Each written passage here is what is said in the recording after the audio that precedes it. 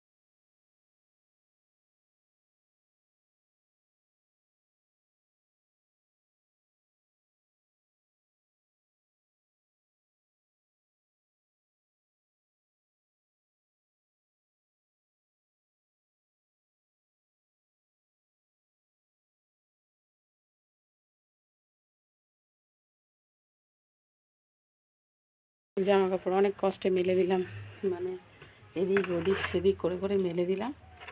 আর ছোট একটা ছাদ, অসুবিধা হয়, ভীষণ অসুবিধা হয়। তো যাই হোক, মেলে দিয়ে নিয়েছি, এবারে রান্নার পালা। বেলা হয়ে গেছে, দাদাভাই আর খেতে আসবে।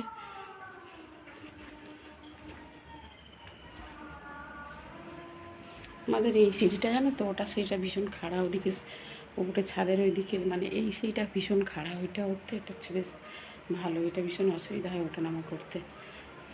এখন রান্নাঘরে কী অবস্থা, এখন রান্না করবো, সব গোছাবো, একটু একটু করে গোছাবো আর রান্না করবো।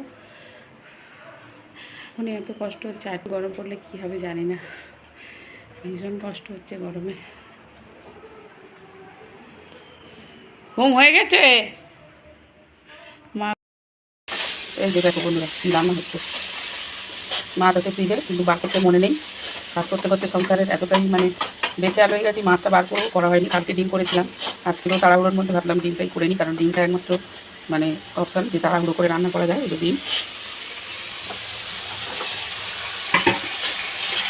মা আছে, তিনজনের তিনটে, একটা এক্সট্রা দাদাভাই খায় দুটো করে,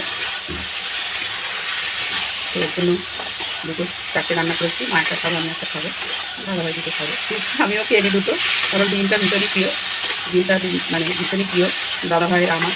আর মাকে কাটার জন্য না, মাছ দেখে খেতে পারি না, শুধু কম কাঁটা আটকে যায়, ওই জন্য ডিমটা খেতে খুবই ভালো লাগে, তো ওই ডিমটাই বেশি করি।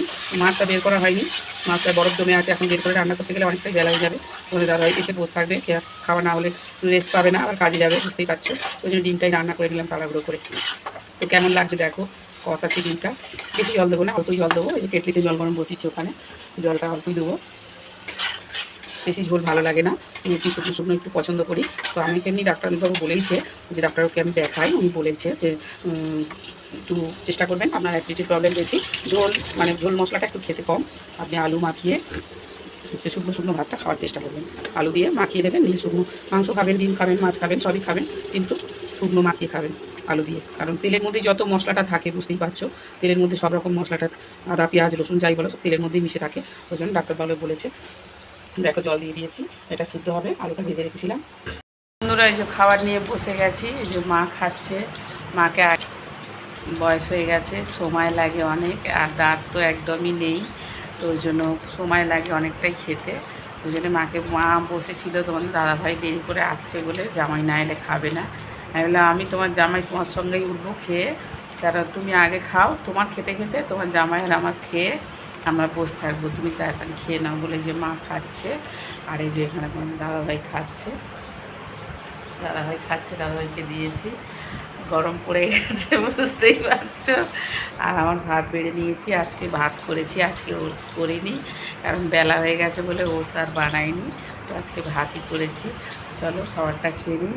কী মেনু হয়েছিল দেখিয়েছি, দেখো ঢেঁড়স সিদ্ধ, এখন নতুন ঢেঁড়স, একদম পাকা পাকা, ভালো না, তো তোমাদের দাদাভাই বেছে নেয়নি, নিয়েছে, ভালো খুব একটা নয়। আর এই যে ডিমের কষা কষা তরকারি দেখতেই পাচ্ছ, তোমাদেরকে দেখিয়ে যদিও। তো চলো সবাই ভালো থেকো, সুস্থ থেকো, আবার দেখা হবে নতুন কোনো ভিডিওতে। টাটা।